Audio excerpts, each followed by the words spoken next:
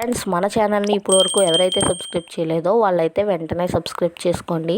ఇంకా వీడియోలోకి వెళ్తే, విజయనగరాన్ని పాలించిన ఎందరో గొప్ప గొప్ప రాజులను చూసుంటాం. వారిలో ప్రథమ స్థానంలో ఉండేదైతే శ్రీకృష్ణదేవరాయలు. ఈరోజు వారి గురించే చెప్పుకోబోతున్నాం.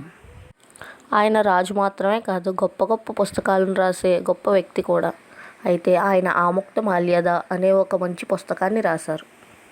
ఇంకా శ్రీకృష్ణుని భార్యల్లో అష్టభార్య అయిన జాంబవతి కళ్యాణం కూడా ఆయనే రచించారు. జాంబవతి కళ్యాణంలో జాంబవంతుడితో శ్రీకృష్ణుడు ఎలా యుద్ధం చేశాడో, ఇంకా జాంబవంతుడి కూతురైన జాంబవతిని కృష్ణుడు ఎలా పెండ్లి చేసుకున్నాడో మొత్తం వివరంగా ఉంటుంది. విజయనగర సామ్రాజ్యంలో ఇంకా సాహిత్యంలో తదుపరి స్వర్ణయుగం అనేది శ్రీకృష్ణదేవరాయల పాలనలోనే వచ్చింది. అతను తొలువ వంశం యొక్క రెండవ రాజు. ఈయన పాలించే సమయంలో ఎన్నో దేవాలయాలైతే అభివృద్ధి చెందాయి. అందులో తిరుపతి దేవస్థానం ఒకటి. అయితే తిరుపతి దేవస్థానంలో మనం వెళ్ళినట్టయితే అక్కడ శ్రీకృష్ణదేవరాయలు మరియు వారి ఇరువురి భార్యలతో కూడిన విగ్రహం మనం చూడవచ్చు.